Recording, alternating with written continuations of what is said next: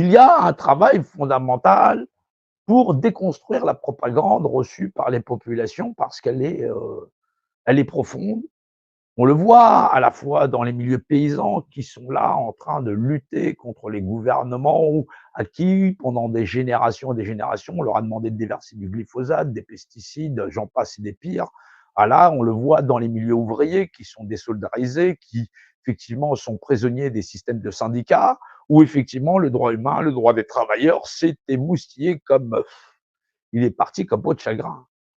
On le voit à la fois dans les institutions, dans l'administration, où effectivement, l'administration qui est là pour veiller sur tous ne sont plus qu'une chaîne de commandement qui ne sont dévolues qu'à ceux qui prétendent garder la gouvernance en leur propre nom.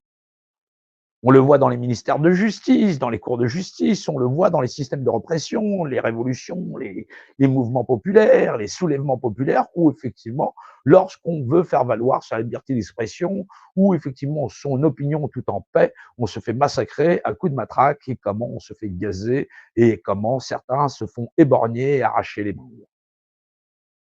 On le voit dans des contrôles d'identité où même ceux qui sont censés représenter la fonction publique font des abus d'autorité. On le voit comment les vocations ont disparu dans tous les corps de métier et comment même dans l'éducation nationale, il n'y ait plus de professeurs, d'enseignants.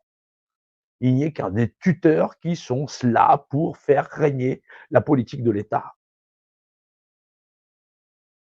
Dans quel endroit ne voit-on pas cette déshumanisation de la société dans nos échanges commerciaux, puisqu'effectivement le monde des hommes, c'est le marchandage, où effectivement il faut que chacun se vende pour pouvoir lui-même acheter ou vendre ce qu'il voudrait avoir, le monde de vouloir avoir. Ou lorsque les gens vont dans une boulangerie, ils ne disent ni bonjour, ni madame, ni monsieur, ni quoi que ce soit, ne saluent personne, ça s'avance devant le comptoir, demande une baguette, tout simplement, ni merci, ni au revoir, ni s'il vous plaît, quoi que ce soit.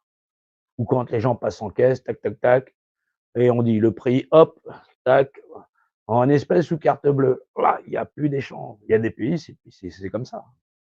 Il y a des pays, c'est encore pire qu'en France, et je vous assure. C'est hallucinant, mais il y a des endroits où on te dit ni bonjour, ni au revoir, ni merci, ni rien, quoi que ce soit. Et chacun sa merde. Et on s'en fout royalement de son voisin. Mais alors, puissance, ça a décollé. Comment fait-on pour détruire cette propagande qui s'est immiscée chez les gens et cette maladie quasiment congénitale? Parce que d'une génération en une génération, on te dit: «Fais ton parti, fais ceci, fais cela, il serait bien que tu ailles voter pour ça, pour que ton idée, elle passe». Voilà, et que la majorité a raison. Cette majorité, elle aura raison jusqu'au moment où le pouvoir politique, issu d'une majorité relative, te dira: «Bah, ce serait bien qu'on envoie tes gosses à la guerre pour, se prendre, 2-3-4 bastos, pourquoi pas en Ukraine?»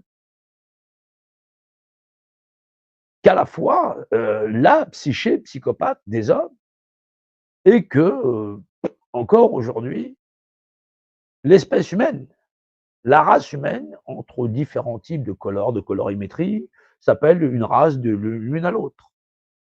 Il n'y a qu'une seule espèce, l'espèce humaine. Il n'y a pas d'humains compatibles avec les autres. Il y a ceux qui peuvent reproduire et d'autres pas, ça arrive. Il peut y avoir des problématiques, quoi que ce soit, mais il n'y a qu'une seule espèce humaine. Il n'y a pas de reptiliens ou de ceci ou de cela ou de humanoïdes de je sais pas où. On vit sur notre propre planète.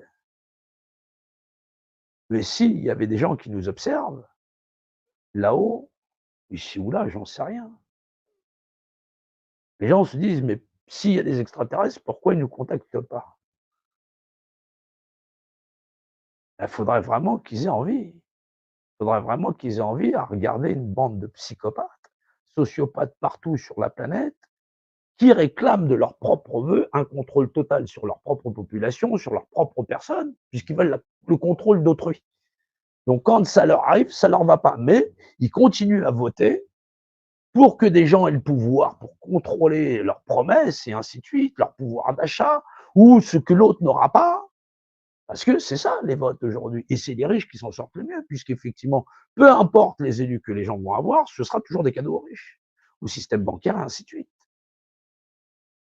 Et les gueux qui sont des gueux, Aujourd'hui, parce même c'est pas parce qu'ils ont des voitures, qu'ils ont habillé avec des costumes, qui peuvent s'acheter des copies de Dolce Gabbana ou j'en sais rien, ou de Gucci ou des sacs Louis Vuitton ou j'en sais rien. Bah, c'est pas dégueu, c'est dégueu. Le milliardaire, lui, paye son avion, il prend, il téléphone, il dit tiens, bah, prends-moi le jet, je vais faire un tour là-bas. Il paye son vol 200 000 euros, 220 000 euros. Allez, après il y a le retour. C'est même pas ce que, c'est-à-dire que son vol aller-retour, c'est 40 ans de ta vie. Ah ouais, faut pas rêver. Voilà, parce qu'il a dépensé, il est parti au restaurant, il n'a pas été manger chez Pizza Pino. Voilà. Ou chez Pizza Hut, ou j'en sais rien, ou chez McDonald's. Voilà. Il n'a pas bu ta bouteille, une bouteille de Perrier avec effectivement remplie à l'eau du robinet, plein de benzène, avec des pesticides et tout ça, ou j'en sais rien. Il a été boire du Mouton Rothschild, ainsi de suite. Les gens, ils sont décalés. Ils sont dans une vie où on est les petits Français pas cela, et la vie de tout le monde, c'est la vie misérable de monsieur, madame tout le monde, la vie ordinaire. Et misérable. Bien sûr qu'elle est misérable.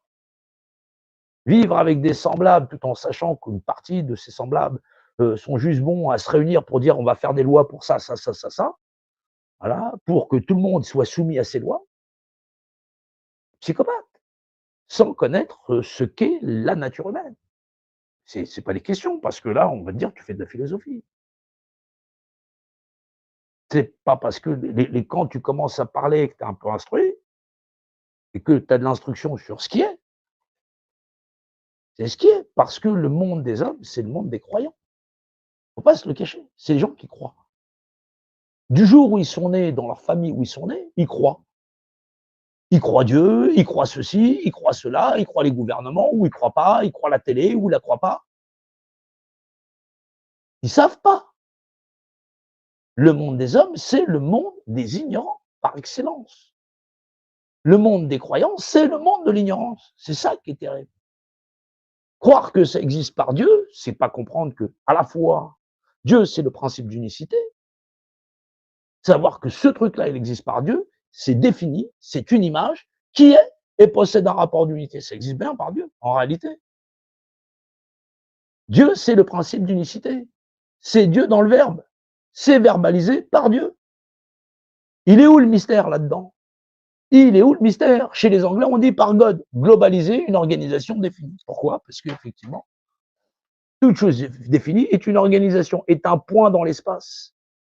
C'est un point dans l'espace, un point dans l'espace, système de coordonnées. Quand tu veux longitude, latitude, tu mets le point, c'est un point dans l'espace. Vous êtes ici. L'univers fait par Dieu. L'univers dimensionnel, défini, où toute chose est définie. Une étoile, une planète, ainsi de suite. Une orbite, où tout se compte en mètres cubes, en mètres carrés. Les lois physiques et dimensionnelles n'entrent pas ici qui n'est pas géomètre. Les secrets de la géométrie, les lois du principe d'infinité, le cube. C'est pour ça que vos pièces, vous les comptez en mètres carrés, en mètres cubes. Comment le savoir mis à disposition pour une planète entière, qui est prioritaire pour fabriquer une civilisation, est-il devenu chose rare où, pendant des générations et des générations, les gens cherchent Dieu? Le principe omniscient, omniprésent, omnipotent, partout à la fois, donc, dans tous les temps, l'infini des temps, passé, présent, futur, qui permet de définir de toutes choses. C'est Dieu qui prédétermine de toutes choses. Deus.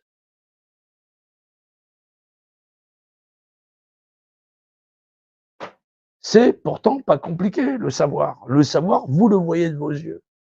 Et c'est pas pour vous rendre plus mauvais. C'est pour exploiter le meilleur en vous. Parce que si ce meilleur n'existait pas, bah vous seriez exploité par un autre. C'est ce qui arrive à l'ensemble de l'humanité. L'ensemble de l'humanité est exploité par une partie qui connaissent les secrets de Dieu. Le secret de la franc-maçonnerie, la devise de la franc-maçonnerie, c'est Deus même que jus. La devise de la couronne d'Angleterre, c'est Dieu est mon droit. Le droit de quelque chose, c'est d'exister par Dieu et c'est en français, c'est pas en anglais. Ça existe par Dieu, c'est parce que c'est défini. Si ça n'existait pas par Dieu, ce serait pas défini. Ce serait pas défini, ce serait pas une image, elle n'existerait pas et elle aurait pas de rapport d'unité. Les lois de mesure, le secret du mètre, les constantes universelles où chaque point de l'espace, le diamètre par la circonférence, il fait 3,14.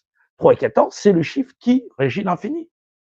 Qui fait que, globalement, dans le cercle, aussi loin que mon regard puisse porter, il a une valeur sphérique. Mais pour nous, les hommes, nous calculons selon les lois du cube. Devant, derrière, notion de côté. Le haut, le bas. 6. 6, 6. Le carbone, la matière. Et les gens, ils viennent te dire, 6, 6, 6, c'est l'enfer, c'est le mal. Mais c'est oui, puisque l'univers, il est malléable.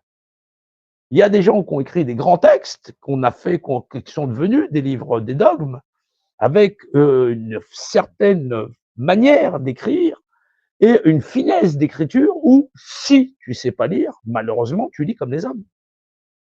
C'est ça qui est abominable. Quand on te dit ça existe par Dieu, va voir un curé, va voir un abbé, va voir ceci, va voir cela. Tu vas le lire en hébreu dans toutes les langues, c'est les lois géométriques qui régissent la géométrie. Mais effectivement, il n'est pas bon que l'homme sache, parce que sinon, ça n'aurait pas d'intérêt pour ceux qui les contrôlent.